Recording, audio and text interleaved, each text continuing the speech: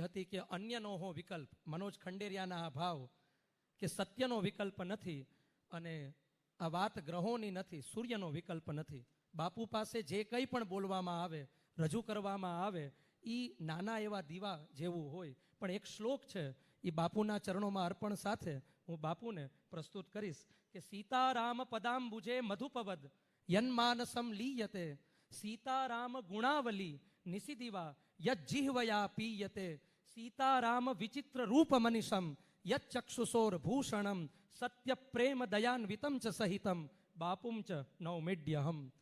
સીતારામ પદાંબુજે, સીતારામના ચરણ કમલમાં મધુકરની જેમનું માનસ છે તે લય લીન હોય છે. સીતારામ ગુણાવલી નિશિદિવા યજ્જિહ્વયા પીયતે, સીતારામની જે વિચિત્ર ગુણાવલી છે, જેઓ જીભથી પીવે છે અને એમનું વિતરણ કરે છે. અને સીતારામ વિચિત્ર રૂપ મનિષમ યચ્ચક્ષુષોર ભૂષણમ, સીતારામનું જે અદ્ભુત રૂપ છે એ એમના આંખનું આભૂષણ છે.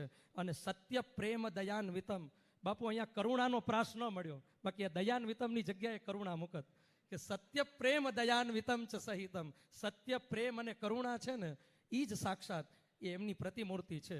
એવા બાપુને પ્રણામ.